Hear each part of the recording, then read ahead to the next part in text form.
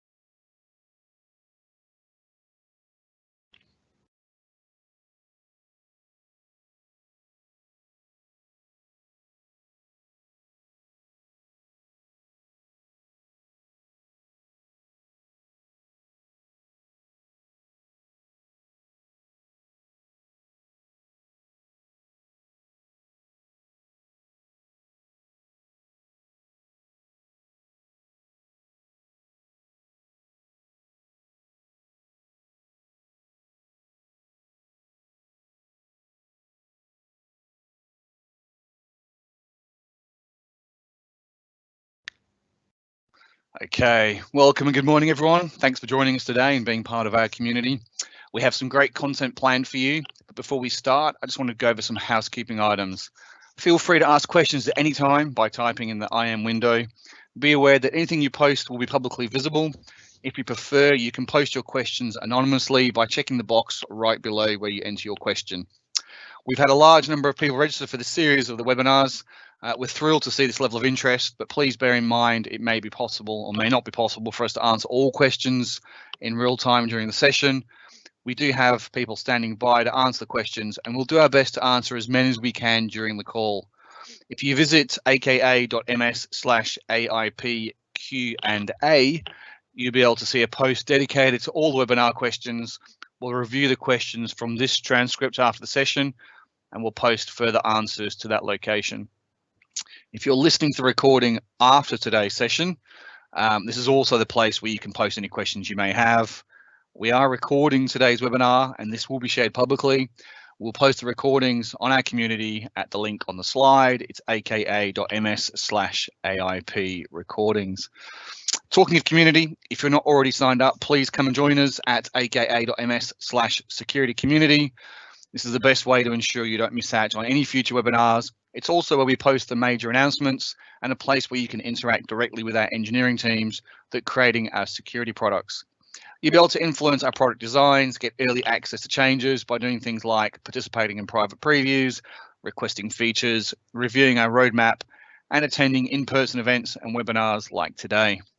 As I mentioned, we have some great content planned. Today's session is part 4 of 6 on a series on Azure Information Protection, or AIP for short.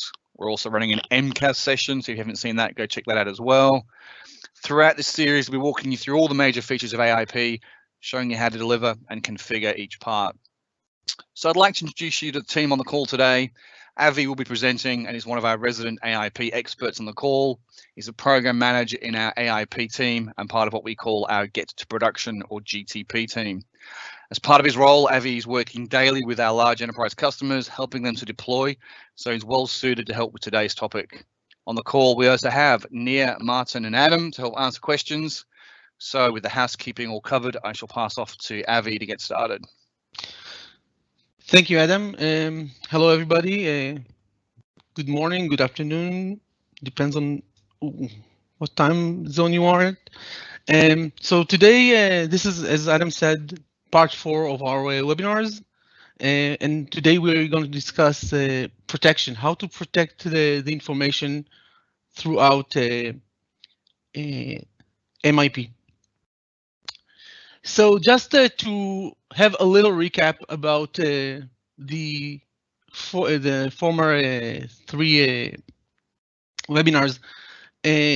First of all, what is the problem we are trying to solve? So protecting information was all about making sure your information is always protected within your parameters, that it's on your devices, on your storages, and your users are validated within this environment. This paradigm has, of course, changed or is changing as we speak. More and more organizations are moving to a cloud-based environments. They are sharing information with partners. They store the information on mobile devices. Bring your own device means that the devices are not always in control of the organization, but this doesn't give you the option not to protect your information, even though the devices are not at your full control. So in order to ensure this, in Microsoft, we have 4 pillars of protection we want to apply to the information. First of all, you need to have a validated identity. You need to make sure that the person that uses the information is the person you want to have access to the information.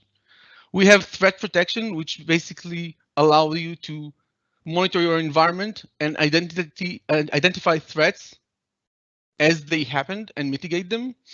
And we have security management that allows you to plan and apply all your security processes and best practices.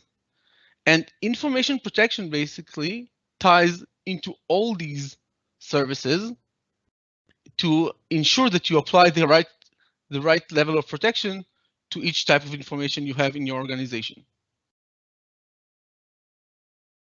So basically, Microsoft Information Protection is a solution to help you protect your sensitive data throughout its life cycle, inside and outside the organization. The way Azure Information Protection allows you to do this is by allow you to discover, be aware of your sensitive information, to classify it, which means you assign it with a level of risk, and you also label it at the same time, so it is persistently identified.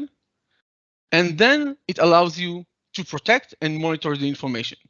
And it allows you to do it across different devices, applications, cloud services, and on-premise workloads in more or less the same way. The the main approach is to have a consistent protection based on classification, as we viewed in the former webinar. Just to give a bit of understanding which workload covers each area of the life cycle of the information. Across Windows devices, we have Windows Information Protection. Across Office 365, we have Office 365 DLP and Advanced Data Governance. And Azure Information Protection and Cloud App Security basically are covering unstructured data as it flows between Office 365 services and your other cloud services and your on-prem storages. So let's look a bit at the lifecycle of sensitive information, and to have a common language when we talk about the different stages. So of course we have the data creation. Data creation is basically a point of interaction that you have with the information. It can be when you actually create a document, when you modify it, because when you modify the information, you add or remove data. It's basically a new data item. Then there is the detection stage, when you are basically being aware of the type of information by detecting its content and analyzing it, or that you have other indicators to the sensitivity of the information, like from which system the information was extracted. At this stage, you basically classify the information and you attach it with a label, and then you protect the data based on policy. The protection is attached to the rules that you have that define how the information is going to be used, and what are the actions which are allowed for the specific information. When the information travels across the services, the protection is persistent and it's always policy based. And then you have the monitoring stage, where you, in each interaction point of the information, like when it moves from, for instance, from on-prem to SharePoint, you might have a decision point, and then you might want to increase or lower the level of protection or apply a different protection action in order to make sure that the protection suits the specific usage you want to apply to the specific information. And then, of course, information can also be deleted, or can be retained, or can be expired in synchronization with the actual policies of the organization. So let's talk about protection in the context of MIP. When we talk about protection, there are more than one workload that can apply protection to the specific information, and more than one policy you can apply to it. You can apply protection policies, which are basically maybe you want to encrypt it, maybe you want to restrict the access using ACL. You can watermark the specific document and apply more and to enable the awareness of the user, to enable the users to make more educated decisions to how they are going to use the information. And you can also apply governance actions, which are to make sure that the information is available on a specific workload only for the specific time you want it to be used. It's very useful for applying these kind of restrictions for information that can be harmful after, that can be toxic after a specific time that it's exposed. Of course, all these actions are being applied based on the classification or of the information, and having a label make it easier for the workloads to actually identify the information as it flows across your workloads.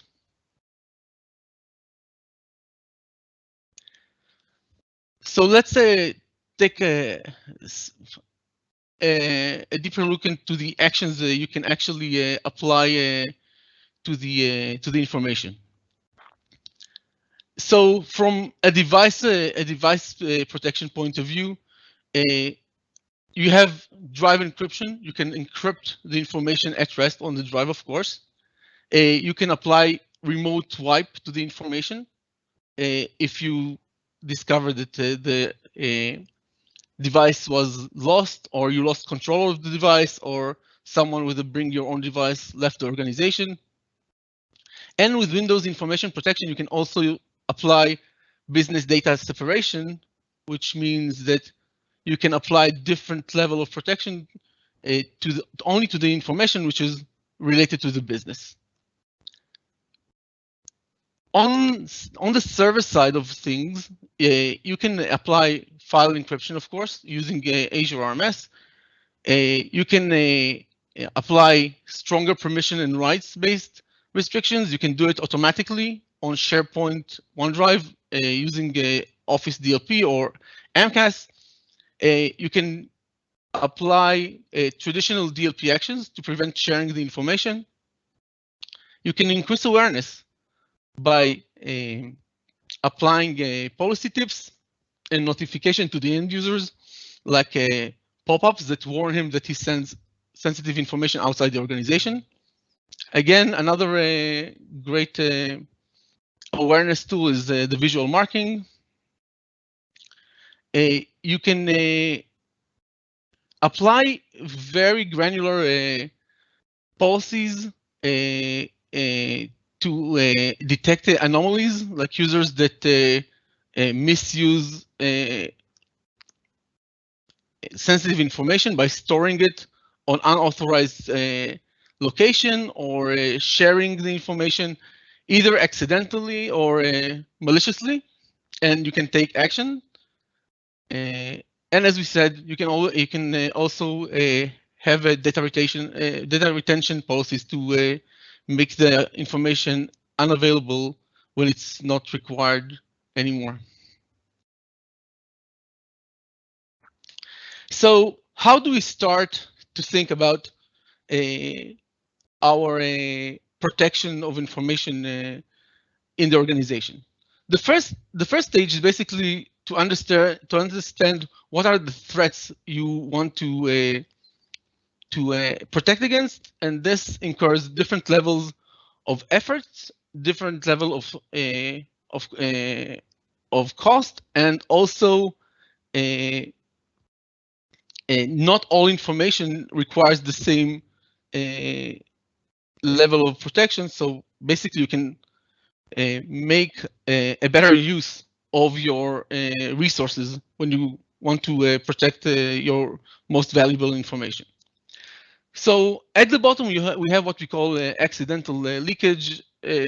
I'm sure that whoever here dealt with the system administration tasks had a scenario where a senior member, secretary, came to you and asked to block an email or a document she sent because it went to someone that shouldn't have gotten the information. Applying access rights and encryption to information can prevent such leakage if the recipient is not allowed to view the information. This scenario is basically prevented because you won't be able to read the information even if you got it. The other scenario is accidental loss, when someone is losing his device, or or when you lose control on a device for any kind of reason, and it contains sensitive information. So solutions like drive encryption with BitLocker, Intune can remote delete the information. So these are the kind of solution that will solve this scenario. Opportunistic theft, basically the Snowden scenario, where someone with an access to a lot of information basically grabs a bunch of files, doesn't look through them, and then after the theft, start looking at them and looking for ways to use this information against your organization or to cause harm. These three are relatively have low barrier of effort, and with a very small investment, you can protect them with Azure Information Protection. The last three are more challenging and requires a more holistic approach based on on information management best practices, security best practices, and information protection tools. The targeted theft, someone that knows exactly what he wants, knows exactly which user he's targeting, and he is doing it with a lot of preparation. These kind of attacks are harder to protect against. The malicious insider usually is someone that has an inherent trust because it's part of the organization. And here, I know you need to apply threat detection methodologies, and information protection tools can actually slow the attack and make it easier for you to detect it in time and block the attacker. And the last one is a risk which is not a security risk per se, but it's the requirement of the organization to meet certain regulations, internal or legal requirements that pose a business risk, and you can mitigate them by applying the correct information protection rules. Like if you have the requirements to protect certain information with encryption, then applying the information protection and encryption to the specific information solve this risk for you.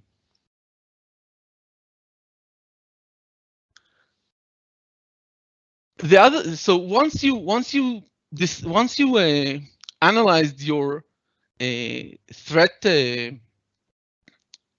landscape and you decided which information is susceptible to which attack, and you know what kind of measures you want to apply to each kind of information, you need to design your protection strategy. It's basically the way you decide what's the extent of limitations you apply to which type of information. So on the bottom, we have information which usually is you allow everyone to access. This information usually has no restriction. It's allowed to be shared freely. Usually, it correlates with what we call a public classification or label, and you don't need to do anything specifically to protect this information. Just above it, there's the general information which is available to all employees. Usually, this information on its own poses no risk to the organization, and everybody can use it once they apply the general use guidance rules, and they conform with the policy of the organization on how to use information. The next level is basically information which is segregated. it's usually internal projects, things that you don't want all employees to know about. Of course, you don't want it to go outside the organization without any controls, or you want to share it only with specific people outside the organization, like a joint venture, merger and acquisitions information, information which belongs to a specific department like HR or the financial department. This information needs to be controlled by access rights, and it should be allowed to be shared only with explicit sharing. It means that when you share it with someone, you need to make sure that only this person can have this have the access to the information, but you are allowed to share it. Just above this is the information which is becoming a leakage of this information becomes harmful to the organization. Of course, you also need this information to be segregated only for authorized personnel. You need to have more restricted access enforcement to it. And here you also need to restrict the sharing. So it's not the user that needs to explicitly limit the sharing. The policy itself defines who this information can be shared with. Like, this information is closed and restricted only to a specific department, and it cannot leave this department even if the user wants to do it without a specific authorization. And on the top is basically your most secret information. It could be your APIs. It could be very toxic information to the organization that you never want to leave the organization. So again, you segregate the use. You limit it to a very small group of people. A very strict access enforcement, 2FA access to the files themselves. You encrypt them with write management, and there is either a very restricted sharing policy or no sharing policy at all. It cannot be shared at all. So let's talk about Azure Information Protection side of type of protection and what it allows us to do and how it extend the mainstream tools that we have of DLP, access rights, local access rights, and local disk encryption. Azure Information Protection basically is a tool to protect unstructured data. It means documents and files, and to do it in a persistent way, and also to allow you to control who can access the information beyond someone who just hold the keys or know a password. So you need to know who is the user that is trying to open the information. The protection basically encrypts the body of the information, and it also adds a header to the information that includes the information about the encryption and also the information about the right set that the user that is trying to consume the information should be allowed to execute. So let's see how the consumption scenario happens, because for protection there are different scenarios and we can't cover all of them. But let's see how how the consumption scenario is executed. So as I said, you have the body of information, you have the document, which is protected, and the document also has a header that contains an encrypted policy and the keys of that are used to decrypt the body of information. When you send a request for encryption, the AIP client basically send only the header. The information itself stays on the machine and is not sent to the service. It sends this header to the service. The service will first verify the user. It will verify the user. It will extract if the user is allowed to decrypt the information. It will extract the keys from the header. It will extract the writes. It will encrypt them with a key that the client can read, and send this header back to the client. On the client, this key will be used to decrypt the information, and the writes that are delivered will be enforced by the consuming application. So Office will get, for instance, you try to open a protected Word document. Office will send the header and will get back a set of writes and the keys to decrypt the content. Office will decrypt the content, and based on the write that he received, he will prevent the user from copying or pasting. He will allow the user to print or not. And all of this depends on the writes that he got from this header. So let's see how, after we discussed basically how the protection works and how you can utilize multiple workloads in order to protect your information throughout its life cycle. So here is a sample. It's a basic sample, but it shows how such a protection plan can be designed. So on the left side, you have the label, which reflects the classification levels. Then you have the sublabels. The sublabels basically can represent the segregation or the different use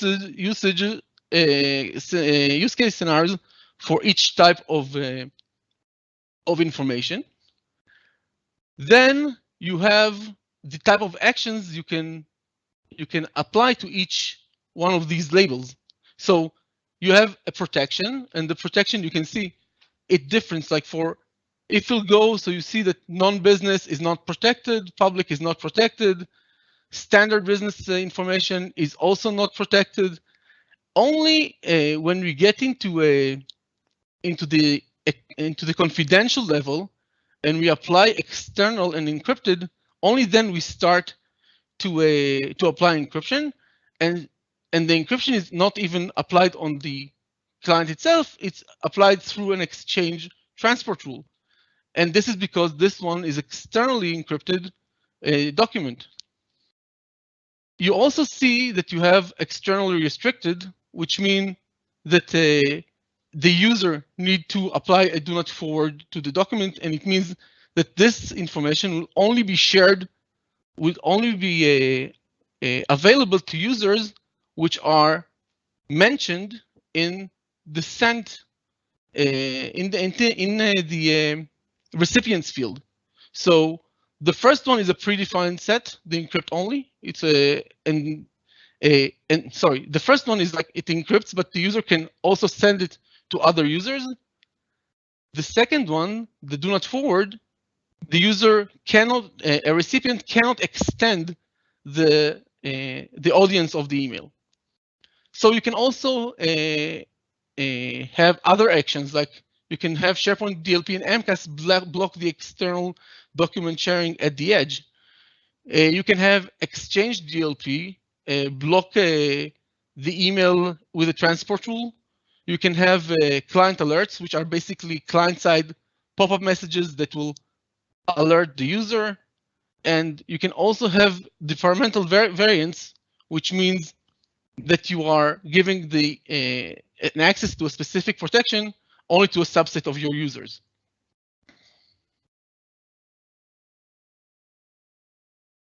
So how basically, let's see how we are doing the definition of the rights, the access rights in Azure Information Protection, because after all, our focus is Azure Information Protection in the context of MIP. So basically, in the portal, in the management side, you can define a few parameters. First of all, the first one is that you can choose between two different type of keys. You can use the cloud-based key or the hold your own key infrastructure, which means that you have a local service that encrypts the document, but this restricts the document from being accessed by anybody outside your organization. You can either set the permission, use the set permission and predefine the permission that will be applied by the label, or you can use user-defined permission, which means that the permission will be defined by the user, by the user when he actually sets the recipients that can access the information. You can also apply a file content expiration, which means that the information will be available to people whether they have access or not, just for a limited time. You can define the period that is in this period the user can access the information without validating his rights against the service. The offline with the offline access parameter, it means that if you set this value to 0, a user will have to be online in order to consume the document. If you set it to 10 days, so between in this period, the user will be able to consume the content, even if he's offline, as long as he opened the document once when he is online. You can define a specific right set for specific groups by adding more groups to the user list, and for each user, like this M365, like for this domain, for the entire domain, we have one set, but we can add a group in this domain and give it a different set of permission. The last thing you need to define is basically what are exactly the access rights that a user that gets the information can apply, can execute. So we comfortably package them in a role-based information sets, which co-owner is basically has full control to the information. He can even remove the protection if he wants. We have a co-author. A co-author is someone that can do all the changes to the information. However, he cannot remove the protection. A reviewer can only do a edit to the information. A viewer is only allowed to view the information. And the last one is the custom option. And in the custom option, you basically can choose specifically which rights you grant to each user. So you can add, you can use and create your own templates. There is an entry, a document that describes all these rights. Just to go through the main requirements here, if you want AIP to be able to, Azure Information Protection to be able to work, it needs the allow macro option enabled. Full control basically lights all the options here, and the extract option basically maps to copy. So without an extract, you can't do all the any copy paste actions from the information.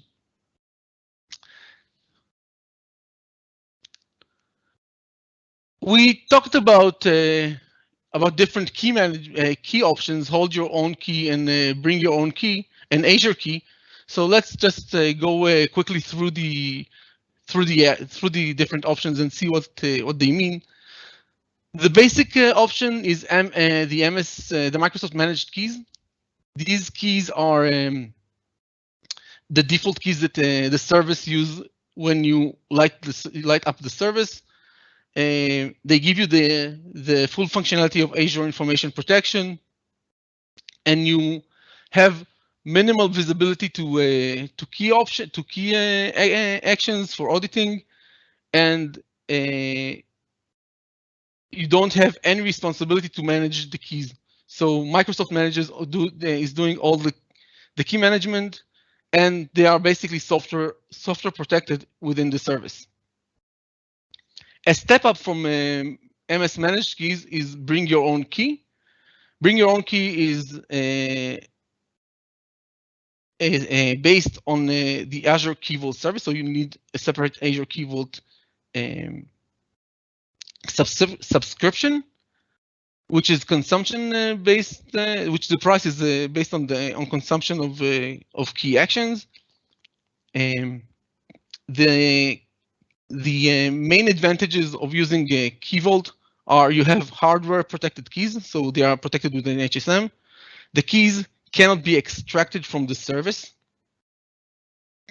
You can create a backup that can be used only in Key Vault, and you have a very detailed audit logs, and the overhead in having bring your own key is that the responsibility of managing the keys is on the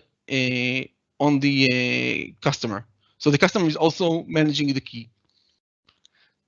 The hold your own key option is designed to handle a very specific scenario, very specific use case scenario within your protection schema. It's basically to protect your top level of information, which you don't want to share with no one outside the organization, which you want to make sure it will be consumed only by local users, preferably on local devices, and definitely with for people who needs to have access to the corporate network. So with these limitations, it's a very secure option, but a very limiting one. So you need to think very well about what is the information you want to apply hold your own key protection to. So how AIP basically decides which protection to apply? The information is stored within the label, so it reads the information from the label. If it has a reference to a protection based on Azure RMS, it will use this infrastructure. If it has the redirection to ADRMS on-prem, it will use the keys from ADRMS to protect the information. Again, it's label. It's based on the decision is based on the label. So you should apply ADRMS only to your highest valuable information, like top secret or highly confidential, the information that you want to segregate only within the organization. So let's see how a few examples of how this protection manifests within the organization. So the mainstream use case is basically a user that is basically creating a document, a new document, and he decides on the classification of the information of the document, once he will apply this label, the label will trigger the protection based on the reference it has in its configuration. This label can also be a hold your own key label, so the protection will be will use your own premise keys, preventing anybody else from reading the information. So now there is also the question about what do you, like if you are just deploying information protection now, is how to protect your historical information. Basically, you can scan your repositories with Azure Information Protection Scanner. The scanner is reading the same policy that you have in the organization from the same repository and will basically apply the same rules. So if you have specific content that you defined as strictly confidential and the scanner can identify it, it will automatically apply the associated protection, and also the historic information will be protected. You can also apply like for information that you can identify, which is too obscure, or you don't have the context on, or the information in the documents don't give you enough traits to decide if the information is very confidential or not. You can define the scanner to apply a default protection to a specific repository, and apply this protection to the entire information, just to mitigate risks if you identify them.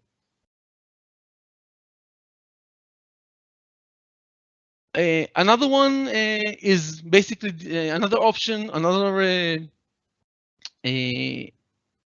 protection tool we have is basically the DLP. DLP can identify today can identify Azure Information Protection labels based on metadata, on the metadata of the label, and then based on this information, you can apply all kind of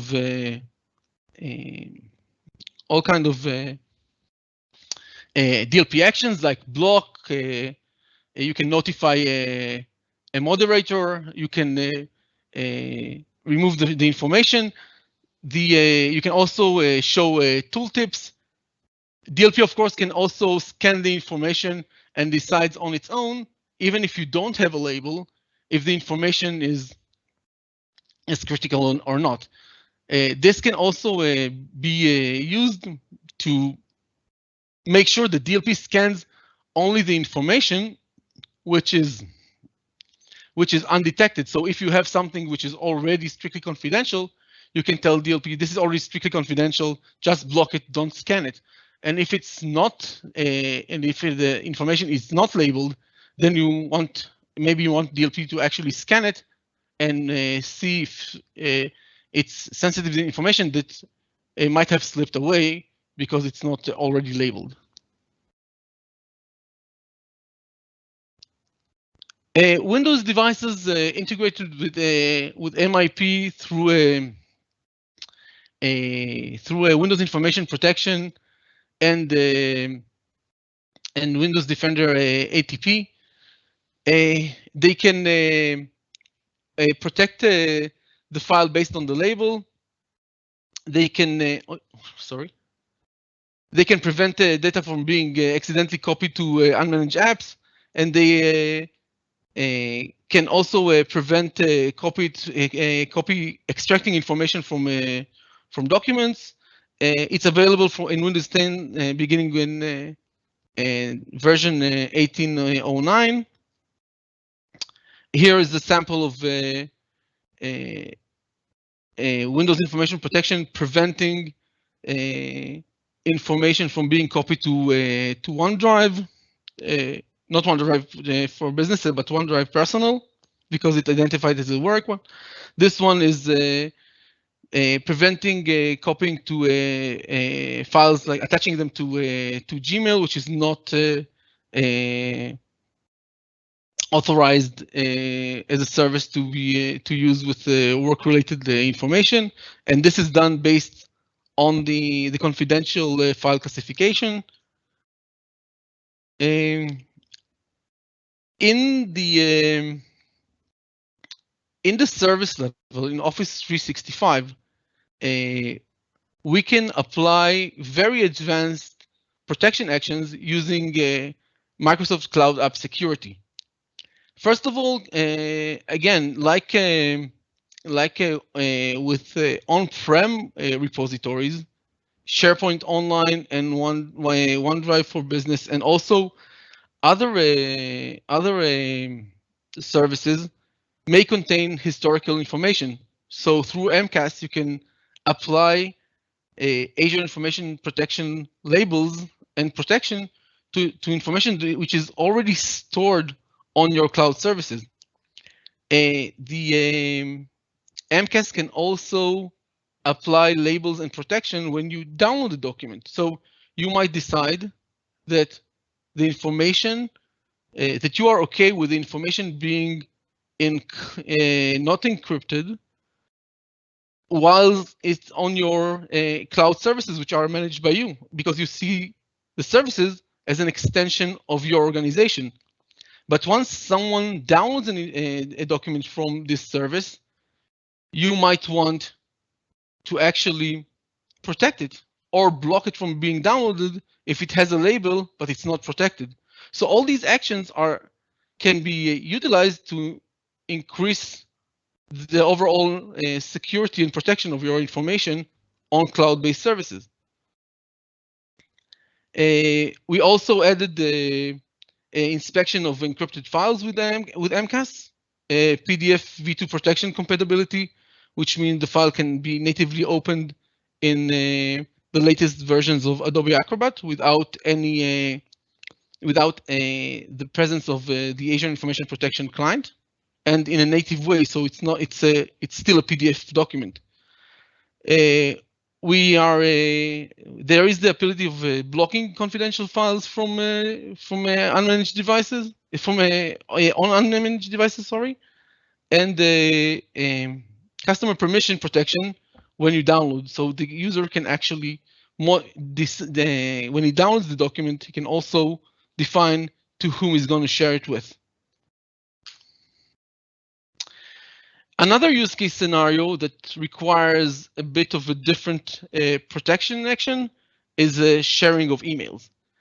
Emails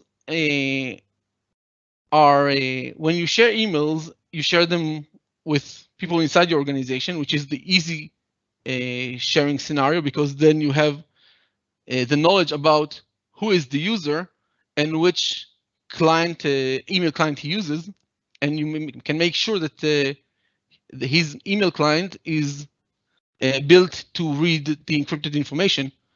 But there are scenarios where you need to share with business partners or with customers, and sometimes you don't have the knowledge with these customers on this customer's email client, or if their identity is known to your service. OME Office Message Encryption is designed to handle both scenarios.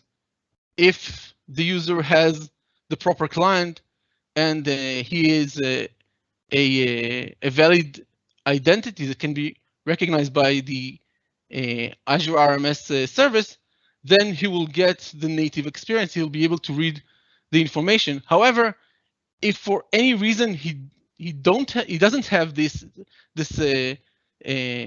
specific email client, or he's not registered with the Microsoft as an Office 365, an Azure client, or just as a guest account, what we call an RMS for individual user, then he will have we will still allow him to read the email through a web experience once we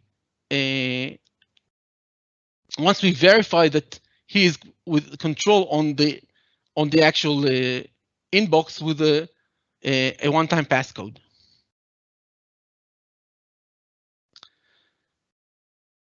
And another protection action, which is basically an after effect, but it's very powerful, is the revoke access option, which allow users for documents which they protected to revoke a document if, for instance, in a use case where the relationships have been terminated, like if you've been working with someone, you sent him some kind of information about a deal or something, and this deal didn't came through, and you want to revoke your offer, or if you send someone an information and you just discovered that he left the company or he changed position, you can just revoke the information, and you can also do it in a more security-related scenario, like when you identify an impossible trip scenario, like you see someone, because you can see from where and when these documents were accessed, and if you see a document being accessed from 2 different geographical locations in the same day, and there's and in the same, more or less in the same time, you can actually revoke the access to the document.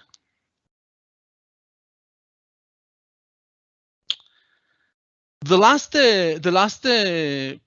part in the puzzle is basically the AIP SDK. AIP SDK right now is supported on Mac OS, Linux, and Windows.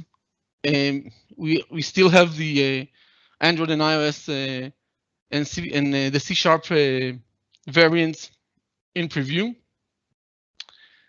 The MSDK will enable a third-party integration and also integration of services you developed in-house. Services like if you have a reporting system which you developed in-house for business usage, where a user can download reports about your customers or your clients, or just about employees, and these reports hold the sensitive information. You can always enhance your services using the SDK to protect the information at the time of creation, which means that you'll have control on the information the minute it's extracted from the system, and you don't need to wait for the user or for your DLP system to apply the protection when they don't really have the context of where this information came from.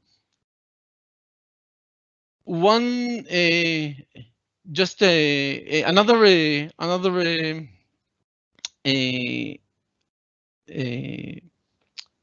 feature that will be enabled by the SDK is that we hope that more and more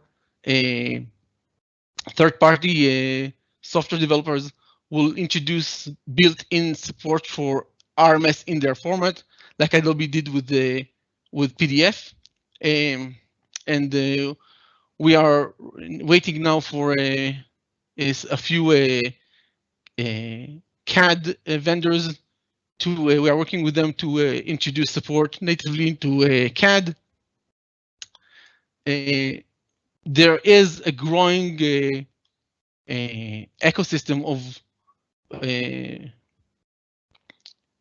vendors that are working on introducing capabilities to identify labels, to apply protection, or to apply action based on labels set by AIP. So as time passes, you'll have more and more options to apply different protection measurements to match your classified and labeled information. And of course, everything I said should be in alignment with just general best practices of information management. Always apply need to know, need to do approach to information access. Don't let people that don't need access to information to easily access it. Try to minimize creation of unnecessary copies. Use online view methods, because the more copies you have of the information you have, less control of the distribution of it. Delete unused documents by applying rotation and expiration. Always monitor the information and apply action accordingly to the use case scenario. Encrypting all the information in the organization will just hinder your business scenarios. Applying a too restrictive policy might break communication, and you don't want this. Of course, education of your users, increasing their awareness.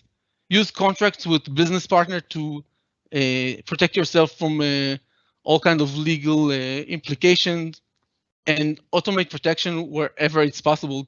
Don't just rely on the user to apply the policy, because if it's not done automatically, there are too many cases where they'll prefer not to do something in order to enable themselves to complete a task quickly or something like this.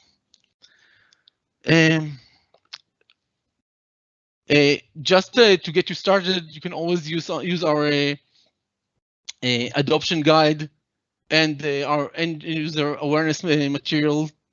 In these links, you'll get access to them. And thank you for listening to the session. Hey, thank you very much, Avi. Appreciate that. So we're a couple of minutes over. So I think for the most part on the Q&A front, we've managed to capture all the questions and provide some good answers for those during the session. So just a couple of final reminders from my perspective. If for some reason you don't have the rest of the series, and we've got a couple of sessions left, you can find them at aka.ms/AIP webinar as on your screen. You can find the recordings at aka.ms/AIP recordings. And if you haven't already, come and join us on the community. That's also on the screen. Thank you for joining us today, and thanks for being part of our community. We hope to see you again next week or on Thursday if you're tuning into the MCAS series. Thanks, everybody.